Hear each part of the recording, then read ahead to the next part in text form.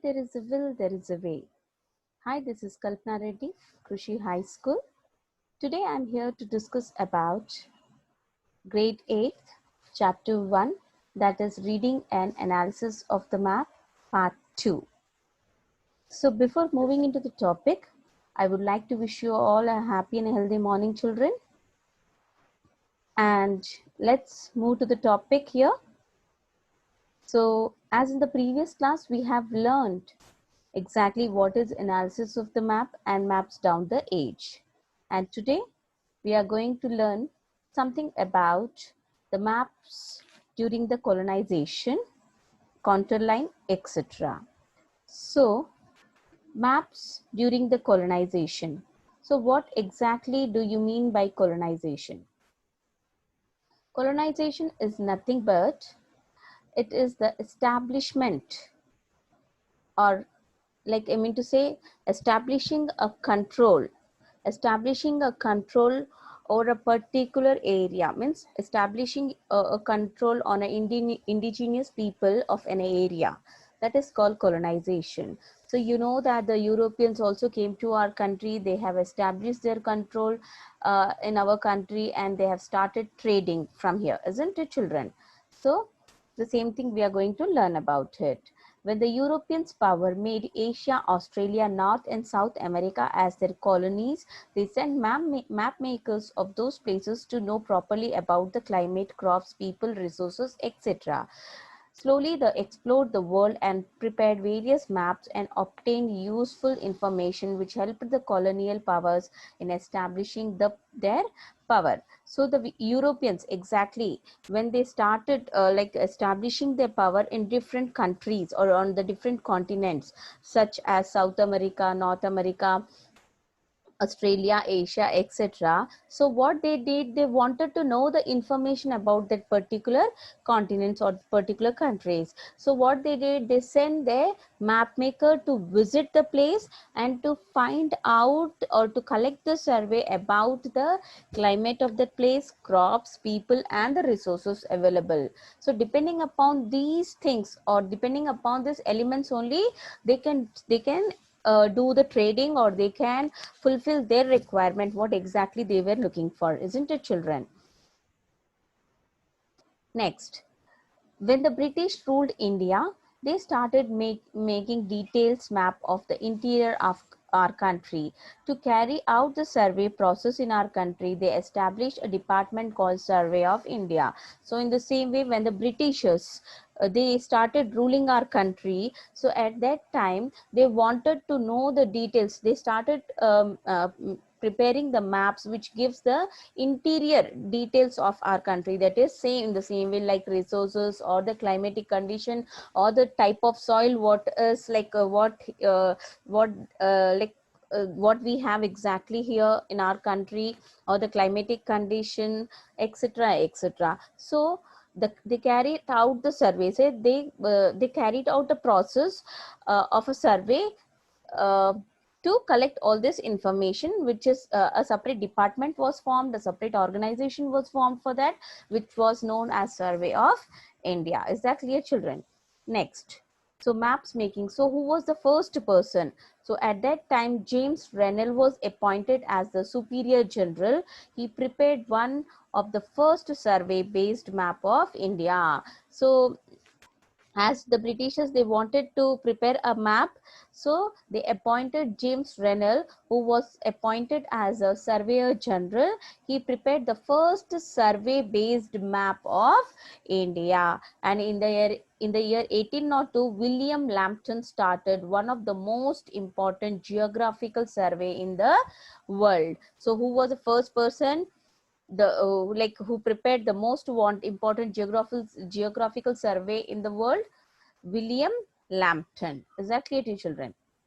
So next, the survey started. So the person like who was appointed, okay, so they have started the they were into process of collecting the details, making the survey. Okay, so the survey started from, so from where they have started the survey in India, from Chennai to Himalayas. So from down, like from like deep down to top. Okay, so they started collecting the survey. They started the survey from Chennai to Himalayas to ascertain what exactly the height of the place. Okay, what exactly the height of the place. So who was the person? The Sir George Everest conclude the survey and recognize the Mount Everest is the highest peak in the world. So this, like we all know that which is the highest peak in the world. It's a Mount Everest. It's a Mount Everest. So like actually who made the survey and who concluded that Mount Everest is the highest peak in the, how do we all know that Mount Everest is the highest peak in the world? So it was Sir George Everest who concluded the survey and finally like revealed that the Mount Everest is the highest peak in the world. So in the same way, so the Mount Everest was named against Sir George Everest. Understood, children? Next, the map making was also in a great demand at the time of wars. So generally, we all know that like when it's like when a war take place, so the even the defense persons they need the map. Okay, why? Because with the help of map only they can trace the places. They can trace the places. Okay, so maps were widely used during the first two world wars. The armies and the other air force used many detailed maps and maintained them secretly. So whatever the plans they have, generally whatever the plans they have, so they maintained it secretly. So these all maps like helped out them in maintaining the secrets or like maintaining knowing about the places or knowing the details of the places. Is that clear? Generally, see, for example, we'll take a small example, children. If you want to go somewhere like to a strange place, okay, which you don't know, you're planning get together with your friends. So before starting up or before traveling, you will take a sketch map of it, isn't it? So that it will make your journey very comfortable. Is that clear, teacher? In the same way, so maps were very useful during the wars also. Next, thematic maps. So what exactly thematic maps is? A type of map or a chart especially designed to show a particular theme connected with a specific geographic area. These maps might represent physical, social, political, cultural, economical, sociological, agriculture, or any other aspect of the city, state, region, nation, or continent. So thematic map is prepared based on our requirement. So which shows which represents the physical, social, political, cultural, economical, sociological, agriculture, or any other aspect of the city or state or a region or nation, whatever it is, right? So here on the screen also you can see there are different types of maps. So maps showing population, maps showing physical map, map showing political map, map showing the temperature, or map indicating different industries, or map showing a literacy rate. Next, political map. The main objective of the physical map is showing the landforms. So we know that, so there are different landforms, isn't it? So the means total our country is covered with different landforms. Okay, so the physical map, it shows the different landform, like which part of our country is covered with water bodies and which part of our country is covered with lakes, rivers, oceans, geographical features which includes mountain, desert, and lowlands as well. The political maps give information regarding our country, states, capital, district, and mandals also. So if you take up a thematic political map, you can see where exactly the Telangana is located, where exactly the Andhra Pradesh is located, where exactly the Himachal Pradesh, or where is Hyderabad, or where is Medak district, or where is Kutbalapur mandal, etc., etc. Everything you can see on the political map. Next, thematic map. So land uses maps of India. So there also exists the land use maps that shows the uses of land. Suppose in a village, some parts of land is utilized for raising food crops, while some other parts are for residential purpose. So in a land use map, different kinds of symbols, colors, and patterns are used to show different purpose of the land usage. So land use maps of India. For example, so if you take a particular area, so in the particular area, obviously some part of it will be used for cultivation, some part of it is covered with the rest, it will be covered with the residential part, some part of it will be covered with a forest area, some part of it it will be covered with like water bodies, etc., etc. So the land use maps of India will show all this like I mean to say information with the different shaded colors on it. If you see on the screen, the dark green shows the forest, light green shows the grasslands,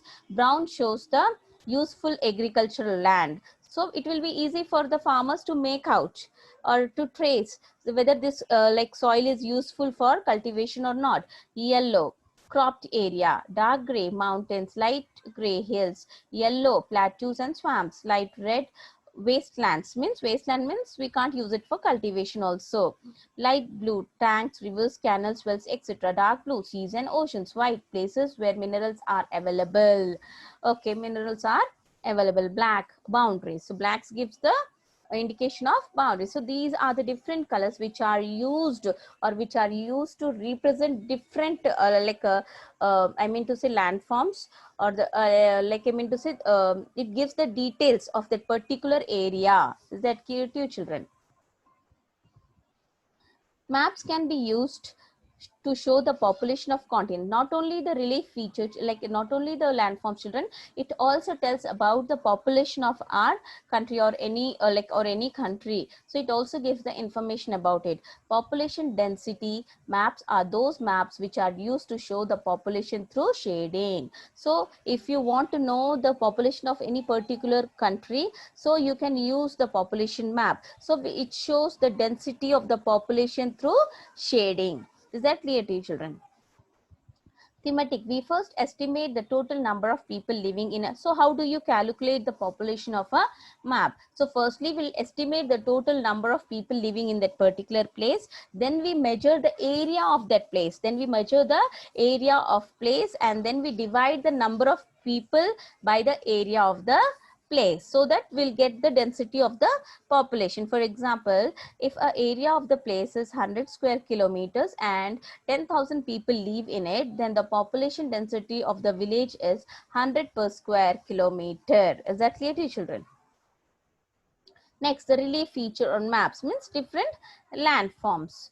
Okay, relief features are the features related to the landscape of particular area. They include all the major physical features of the earth like mountain, plains, deserts, plateaus and islands. As height of a place cannot be represented on a flat surface, a special symbol called contour line or a contour line is used. So the height of a place. So as we know that we have different relief feature or different landforms, our country or any place is covered with different landform. So how do you measure the height of a place? How do you measure the height of a place? So on the flat like map, we can't like I mean say it can't represent the height of the place.